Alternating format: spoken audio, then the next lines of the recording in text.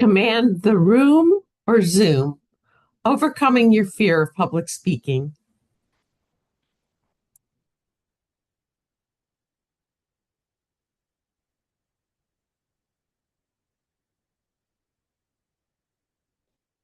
Fear. Fear of public speaking. Fear of public speaking is the number one fear of people in the United States.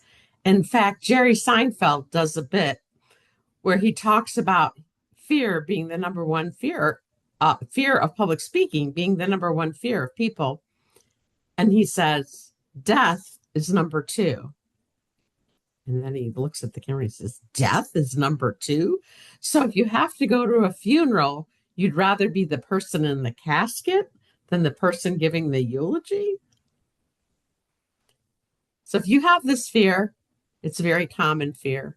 Today, we're going to cover overcoming your fear of public speaking in four areas. We're going to talk about preparation, producing visual aids if needed, practicing, and presenting. First, you need to prepare effectively. Benjamin Franklin says, if you fail to plan, you plan to fail. So plan ahead.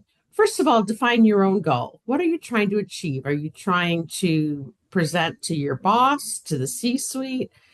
Are you trying to present to a room full of people? Is your goal to educate? What is your goal? So first know what your goal is. Are you debating? There's a lot of different reasons that people speak publicly. And if you're afraid to speak up at a table in a boardroom or a conference room, this is also for you. And know your audience. This is probably even more important than knowing your own goal, is knowing the goal that you want to achieve for your audience. Are they there to learn? Are they a captive audience? Did they choose to be there? Pick what they want to know and talk to them about that. If they're a detail-oriented person, give them the details, give them the facts and the stats. If they're bottom line, the Joe Friday, the facts, ma'am, only the facts, then give them the facts. Your C-suite's going to be interested in the budget that you're talking about, if there's a budget involved. So you want to speak to people where they're coming from. I like to use the 5 W's and the H: who, what, where, when, how, and why. And they may not always apply, but it's a good thing to start with that. And then you can look at that and say, what are they here for? How are they here? What are they looking for? What do they already know? What are the basics? What do I need to explain? That'll help you as you start to prepare. And then do your research. There's a lot of different ways to go about this. I like to start researching online. I try to choose very scientific or well-respected peer-reviewed sources rather than just what some person is saying. Outline what your sections are. And I like to let it percolate a little bit before I put a pen to paper or literally fingers to the keyboard. I like to think about what I'm going to say or how I'm going to say it in my head. In the end, you want to have a speech that's, or preparation, you want to speak in a way that's structured, organized, cohesive, and concise. Whether you do research in the library, if you are pulling upon your own resources and your own knowledge base, however you go about it, I like to, even if I'm using my own knowledge base, I try to find other recent sources. I've often done presentations on AI, artificial intelligence, and it changes so rapidly, and there's so much growth in the field that it's important to, even if I only presented 2 or 3 months ago, to take a look and see what's been going on during those last 2 or 3 months. And some of the most important things you want to do is have a good, strong start and a good, strong close. So think about that. Brainstorm ideas. Here's some ideas that you can apply. You can ask the audience a question. You can tell a story or anecdote. People are wired to remember stories. Our brains are wired that way. So anytime you can tell a story, that's a good thing. Using a bit of humor is a good thing. Using visual aids or handouts when appropriate. It's not always appropriate. It's not always relevant to use them. So if you're trying to speak to someone one-on-one, if you're trying to entertain them, if you're a comedian, you're not going to want to have visual aids. What you want to do is connect with the audience. You want to make sure you have that eye contact, that they're looking at you and not at the presentation. And consider other senses. Is there any way, different people learn in different ways. Some are visual learners, some are kinesthetic, where they use their body and actively try things. Other people are audio learners. So, how can you involve all the different senses in your presentation? You could also set up a problem or case study. I like to watch those medical shows, like Untold Stories of the ER, where people come in with symptoms and I'm trying to diagnose them, and they're trying to diagnose them. It's like, oh, they have a headache and a weird rash on their legs. They better do a spinal tap. It could be bacterial meningitis. So taking a look at some of those things, setting up a case problem or a study, could be a business problem, and let people help walk them through how you solve that problem and make your audience curious. You can start with a startling statistic or quotation. 75% of people have a fear of public speaking, and then round it back to impactful closing.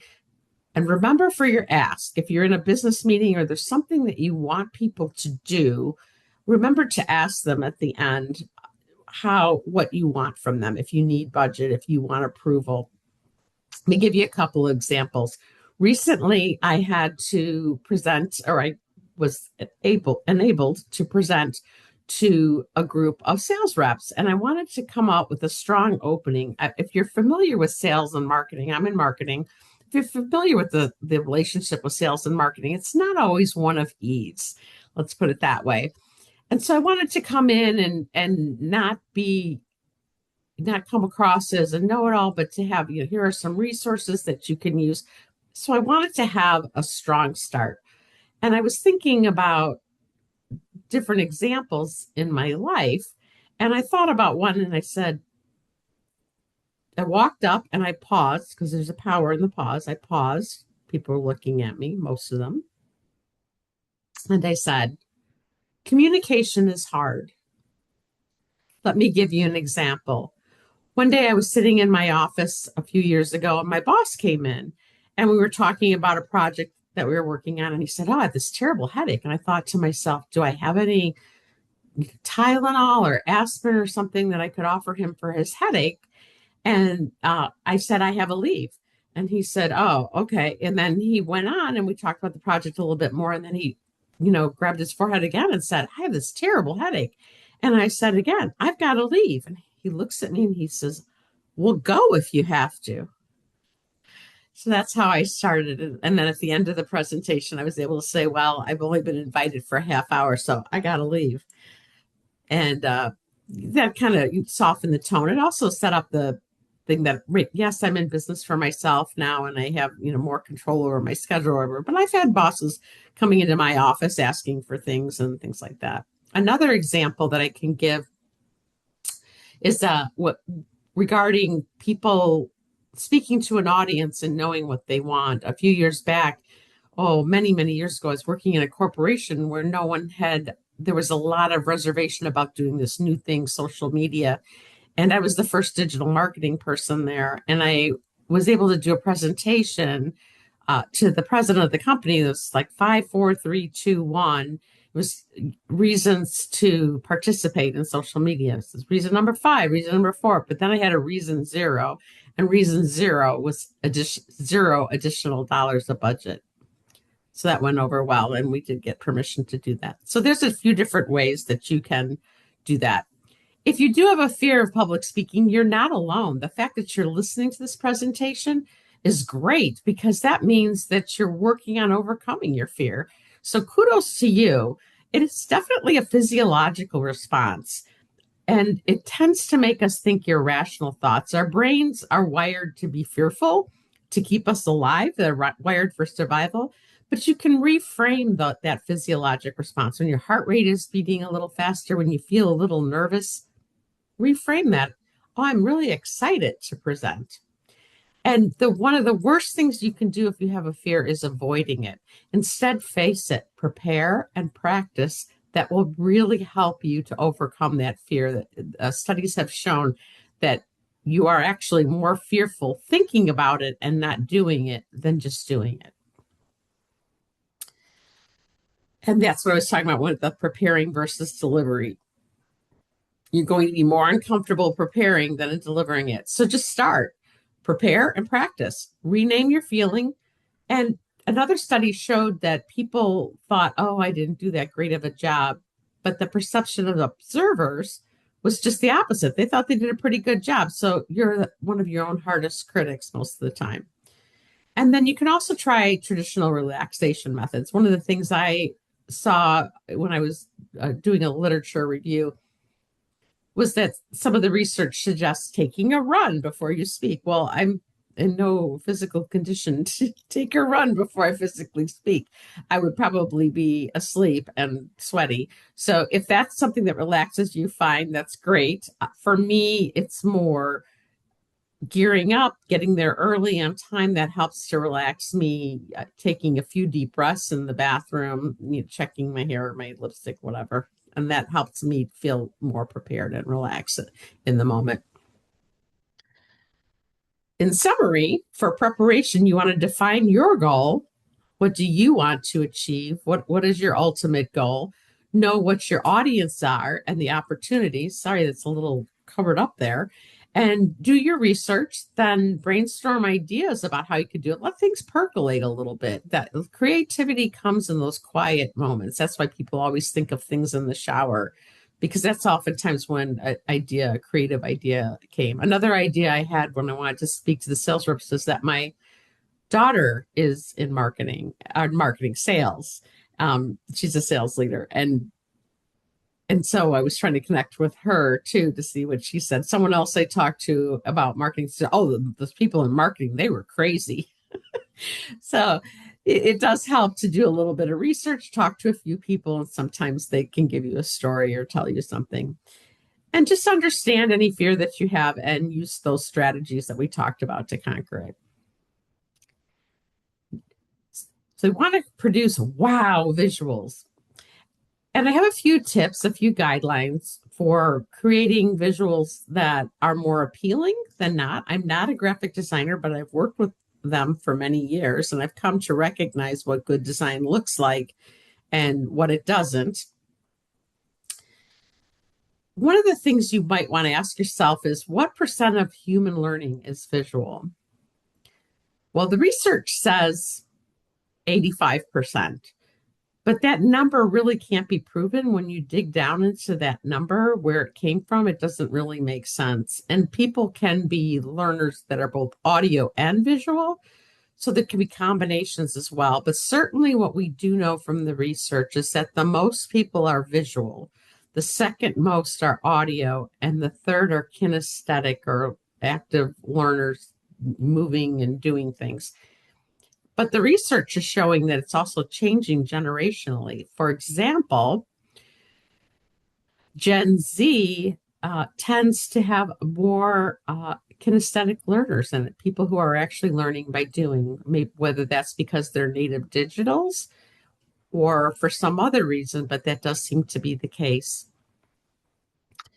One of the biggest visuals that you have is yourself. And if you're trying to connect with an audience, that is the visual that you want to use. You want to be big, bold, and balanced. So you want to take up some space. You don't want to have your shoulders all tight in like this.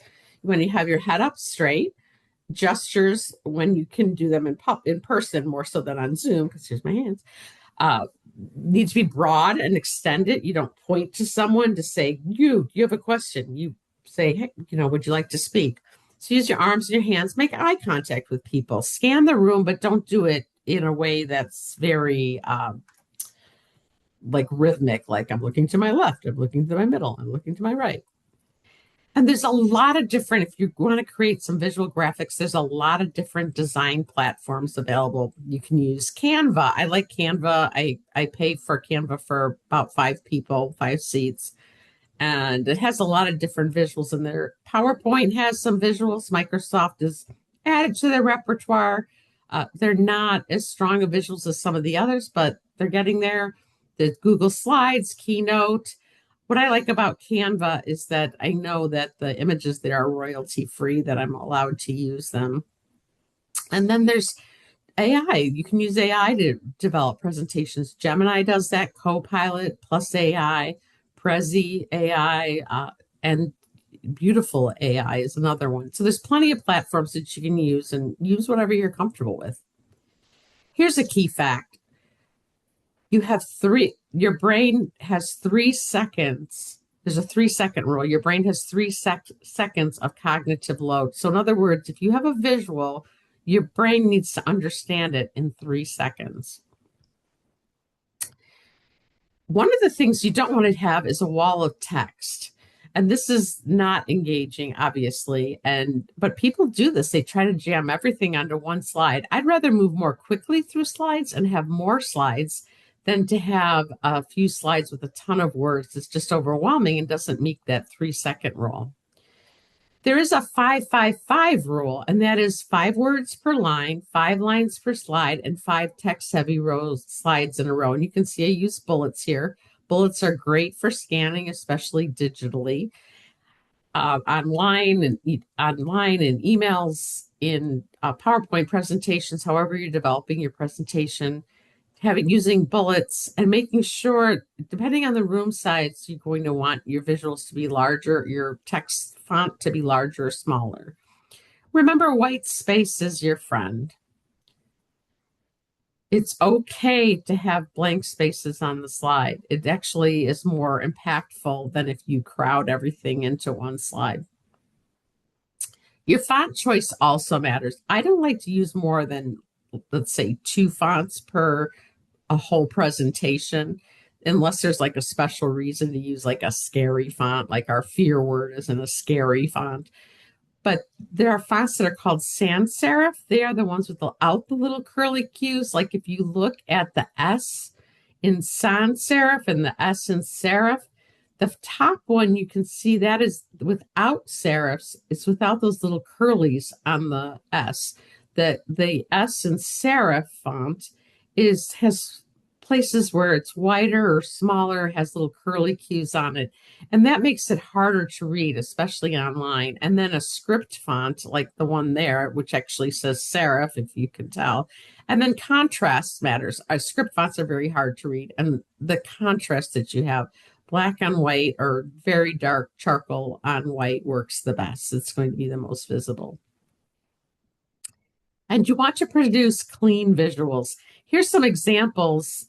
Remember that 3 second rule? Here's some other things that I tried that didn't quite cut it. It takes me a few efforts, especially since I'm not a graphic designer. You can see I wanted to use the pink brain with the stopwatch, but I couldn't get the stopwatch in this case to be any bolder. And it was just very difficult to read. There was also something on the head that was like a piece of brain that popped out, which wasn't helpful. And then the green, I tried to use that green teal color as for contrast, and that didn't work. And I tried purple, which is darker, thinking that might work, and it did not. And if you recall, here's the final. I screened back the brain, made it more of a light gray, and then put the purple on top and added the word rule. So if you go back up, you can see it wasn't clean. You couldn't make it out in a short time. Here you have 3 seconds to visually make an impression on the brain. Back to fonts, we want them easy to read, consistent size. Rarely use italics or bold. If everything is bold or everything is italics, basically nothing is italics or bold. So you don't want to overuse those things, but you do want to use them when it's appropriate. And then avoid underscores, because underscores or underlining looks like a link. So people will try to click on it if they download a presentation or look at it. They're thinking that there's a link there. And as I said, I minimize the number of fonts used, and then avoid all caps. Avoid all caps, because we know that all caps screams at people these days, since the evolution of texting. In summary, for our visuals, be big and balanced. Have the 3 second rule for your brain to process the information. Remember that white space is your friend. Choose your font choice carefully. Be sensitive to cultures and genders. I didn't mention this, but this is important. You'll see some of the people. Now, the next person that comes up in the presentation is going to be a woman because I couldn't find what I needed in a generic creature. But you saw like on the Big and Balanced, there was a teal kind of Gumby like character that you couldn't tell if it was a man or a woman. You want to be sensitive that to other cultures. You don't want to have all, if you're doing a business presentation, you don't want it to be all white males, which sometimes I find it's hard to find diverse groups of people. And then short bullets and use contrast and visual signals. Next up, I want to talk about practicing the presentation. And you can do this in front of a mirror, or you can do it on Zoom. You can record yourself and watch your recording. So there's a lot of different ways that you can practice. And so that you don't trip over the words, don't just have them in your head where you think you know how to say them. Make sure you practice. You don't want to try to memorize words or phrases. It's really hard to memorize words or phrases. Just know the flow of your presentation so that you can speak to it. And you want to hear those words out loud. So if you record yourself or you look in the mirror as you're speaking, you can hear yourself, you can see yourself. And again, you want to have that balanced stance. Words matter. Avoid hedging language. I feel it's kind of like, well, I believe, I think it's kind of this. Try not to do that. And breathe. Pause. Going, I have a tendency to speak very quickly, so I need to remember to slow down. I usually put a little note like at the podium, slow down, just to remind myself. You want to be clear and concise when you speak. You don't want to use a lot of complex, convoluted sentences that are hard to follow. Try to use vivid language. Power verbs are great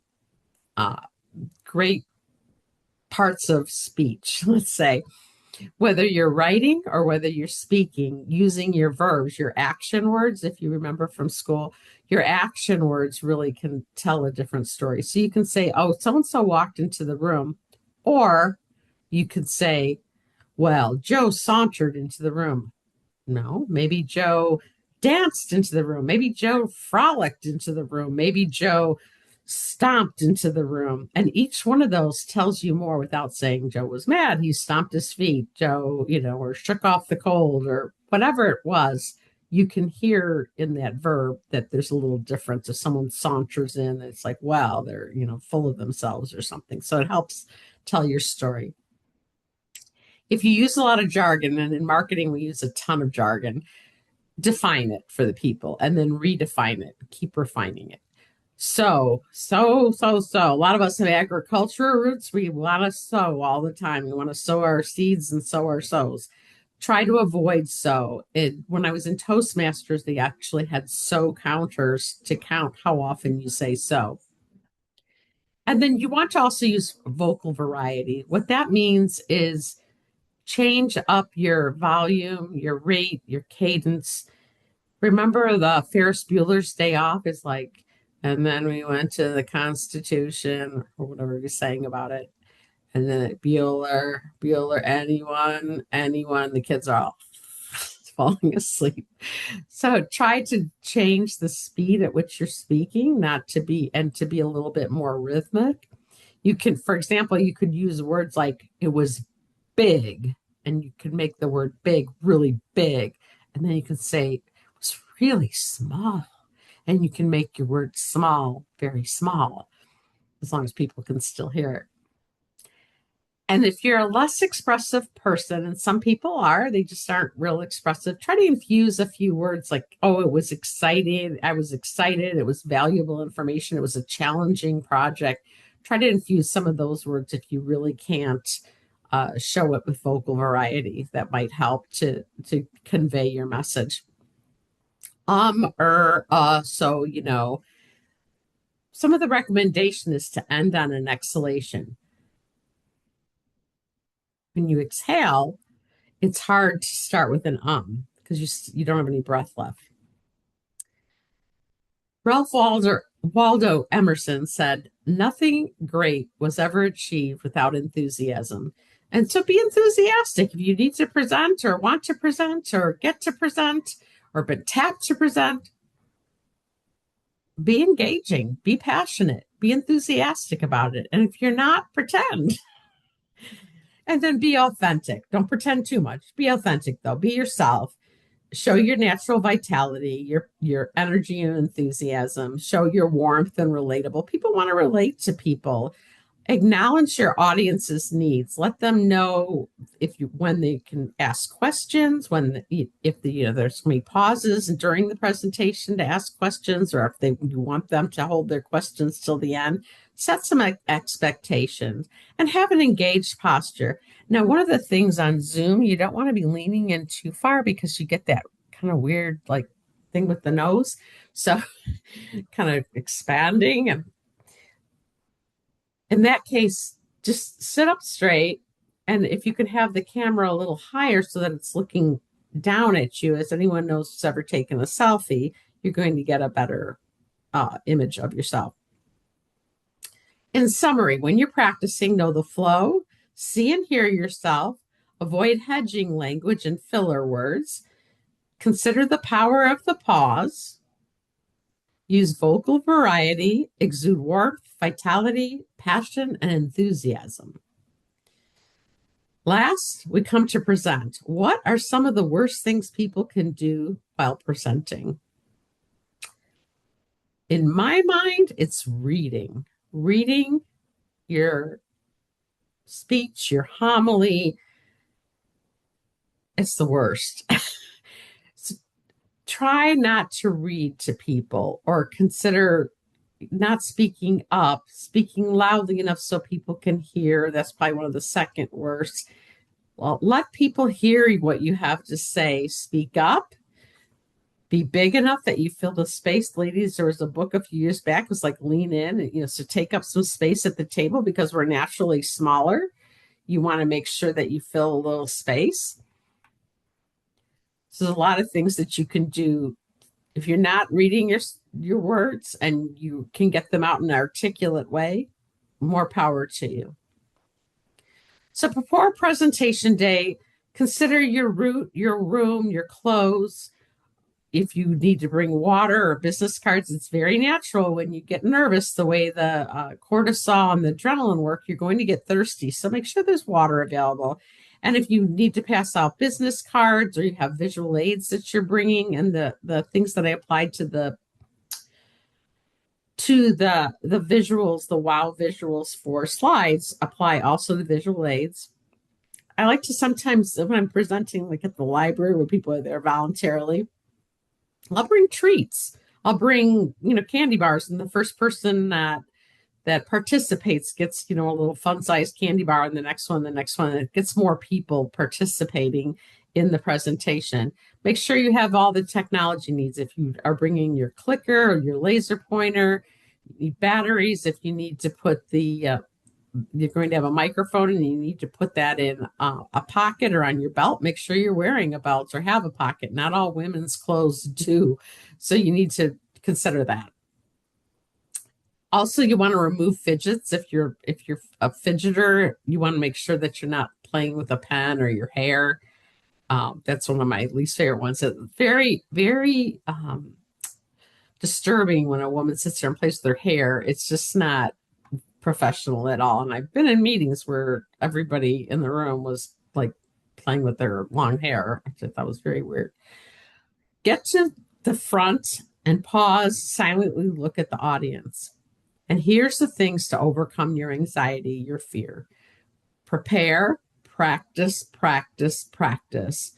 Relabel your feeling as excitement. Use the antiperspirant. You might want to bring a change of clothes that day to feel fresher, or freshen up in the bathroom if you have to present, say, after work or late in the day. Maybe bring a little extra deodorant and apply it in the bathroom.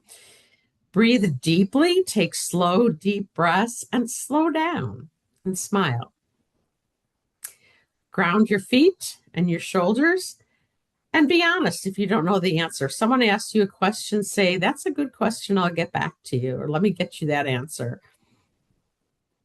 Remember that communication is fluid. You need to be flexible in how you're presenting.